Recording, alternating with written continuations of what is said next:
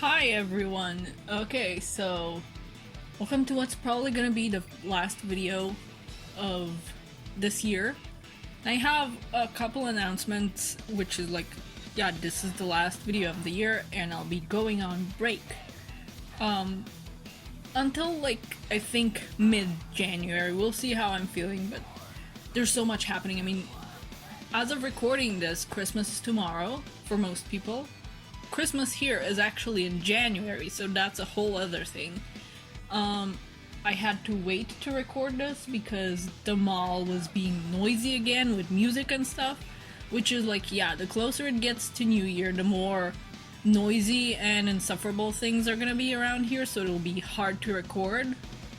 And I just need a rest. I mean, if you watch the last Olympics video before this video, I lost a bunch of footage, so that's frustrating and I'm tired and I just need a break. So yeah, last video until probably mid-January, we'll see. Second announcement is thanks for the 100 subscribers. That's kind of insane. Like, I didn't really expect like to get that many. That's like, yeah, sure, there's people with like thousands of subscribers, but that's still like, that's 100 people that have decided to hit the subscribe button. Like, that's a like a small, like a small concert space full of people. That's insane. So thank you for that. I didn't really expect that. I thought that at most I'd have, especially just like, this is like what, 1 year into making these? No, it's gonna be the second year, so I expected to have like 20 people at most. So thank you guys for that. Oh yeah, there are reasons for the breaks. Today I'm getting my booster shot. If you haven't gotten yours and it's time to get yours, go get it. But yeah, that's it for the announcements. I think maybe if I think of something, I'm probably gonna throw it in at the end. But yeah, let's get into the issue.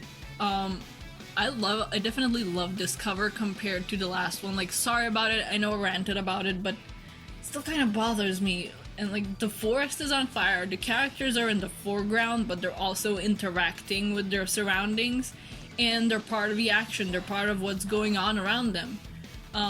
And that's what I love to see in a cover, personally. And it's the case with the second cover as well, except with the other half of the gang with Amy and Jules. So go take a look at that one, and go look at the third one. I think the third cover for this series is pretty fun as well. Like, I like how it splits off, and it has like simple background patterns that tie into the characters that are in the foreground.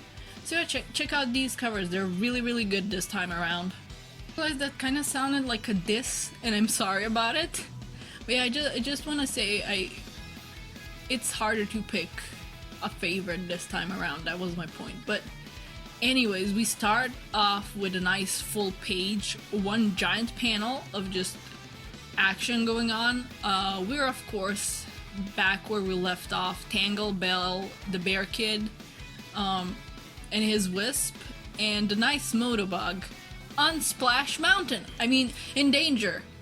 Out of the fire and into the, well, not a frying pan, but still, it's into a river with rapids. Tangle tells Belle to grab her tail, but when she pulls on it, it ends up twirling her around with the log.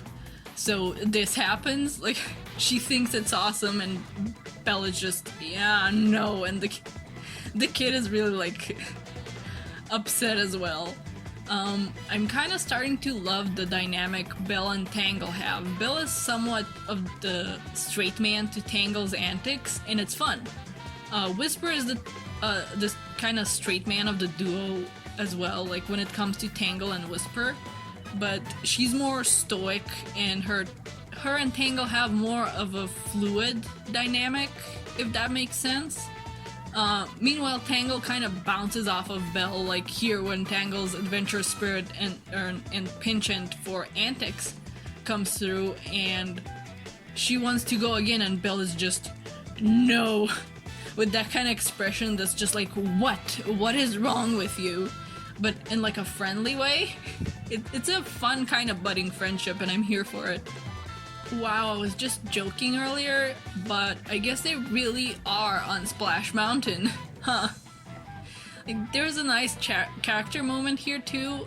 Belle has a bit of a panic and says how there's no way that they're gonna make it and that they're gonna get splintered, and this naturally upsets the kid and makes him cry, which leads to this nice little moment of Belle being like, okay, let's be brave together, nobody's gonna get hurt, and that she'll make sure that nobody's gonna get hurt. And I think it's nice to see Belle reel back on assuming the worst will happen and reining in her panic in order to help those around her feel safe. Not that I blame her for jumping to the worst case scenario. I mean, she's been through a lot of bad situations on her own, and she's never had to be careful about what she says in a panic since she was always alone. But now she has people, and she also has people to protect. So it'll be nice to see more character moments like this and see how she develops as somebody that does have people and that does have people other than herself to look out for. I love this set of panels and how the movement is laid out between them. And there's that friendly clash of personalities again too. And like, Belle doesn't really get it. Like, she doesn't want to be in danger, but Tangle is like, this is fun, this is adventure, I love it. So yeah, this is again the clash of personalities that isn't like in a rival way but in a friend way that I find fun. And yeah, Belle is like, who's Whisper, before, you know, she gets cut off, and she never did get to meet Whisper, did she? I hope that she does in the future. I think it would be fun for them to meet. I basically want every character to meet, but the ultimate dream for Belle meeting a character she hasn't met before is definitely Metal Sonic. Like, I want to see that. Oh, she freaking died. I'm joking of course, everybody's fine, nobody's dead, Tangle isn't dead. And we get a cute reunion between Ash the bear cub and his dad, who never got a name. I think he should be called just Ranger, just his profession. But yeah, I like that there's a feeling of satisfying payoff here. Even though these two bears are just very minor side, almost background characters that we will likely never see again, Ash's dad has been concerned for him for like 2 issues now, and it's nice to see them get reunited and be safe. And Ash, like the bear cub repeating what Belle told him is so cute too, as well as her saying that this is what she does, even if she did end the sentence with "and I guess." I hope to see Belle get more confident in her ability to help and protect people in the future. I think she's like taking the baby steps towards that right now. The others get introduced to the friendly Motobug, who's sadly missing an antenna right now. Though there's still a fire going, and in a following panel, Amy says that she feels like she dragged everyone into this mess and that she wants to save the forest, but wouldn't blame anyone else if they left and went to safety instead. And I think that makes sense that she feels like she got everyone in trouble. She wanted to go camping during a very, very dry season with a high risk of fire, thanks to the greenery being dried up after the Zombot virus. And she has no idea that the fire was actually deliberately started by Surge. So it makes sense that she has a sense of guilt, even though we as readers know that this wasn't her fault. Anyway, everyone decides to stay because they want to help stop the fire, and Jewel has some kind of plan that will require all of them. They also get to do that hand thing. I don't know if it actually has a name, and Belle gets to learn about it and be a part of it. Amy and Tangle are damming up the river and preparing a minor flood, basically, while Jewel and Belle are instructing people to go to the park gate and prepare for an evacuation. Belle is helping people out more confidently now, and once again using the friendly Motobug as a way to speed around.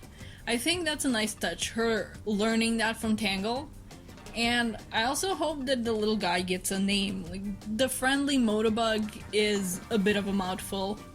Here's the rest of the plan.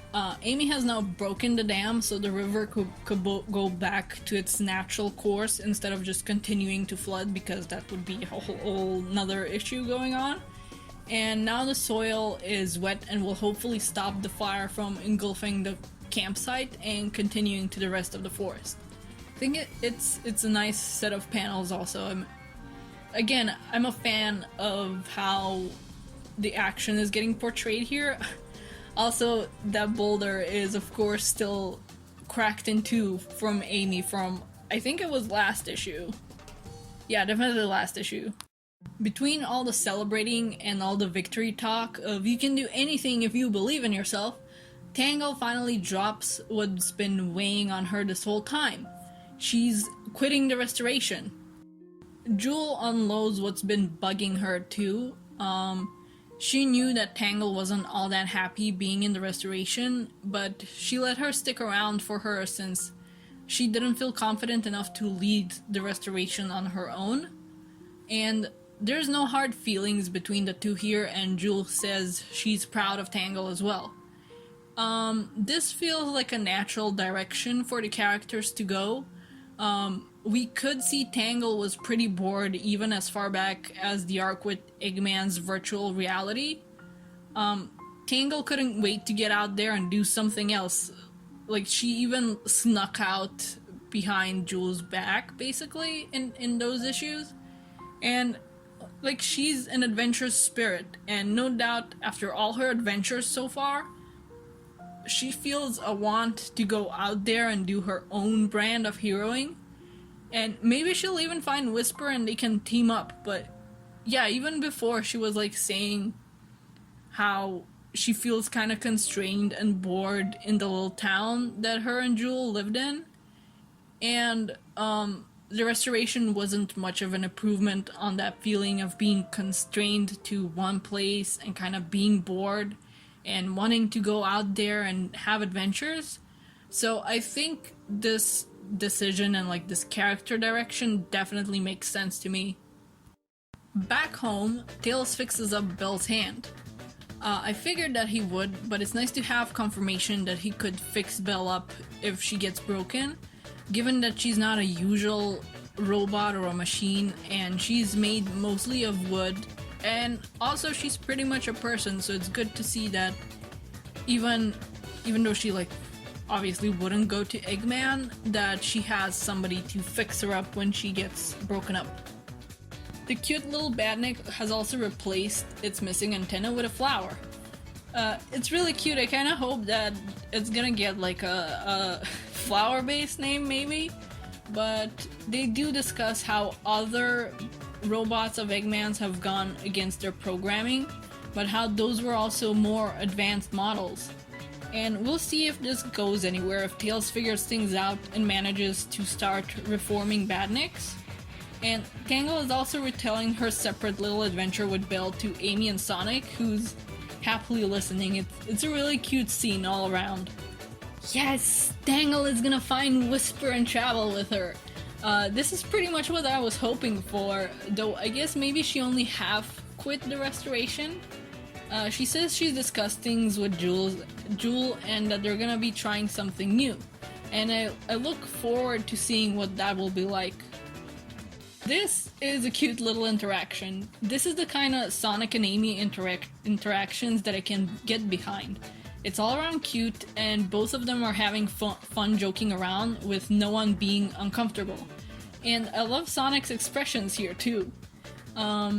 Amy is at least glad that she and the others were at the campsite to help, since it could have been much worse otherwise.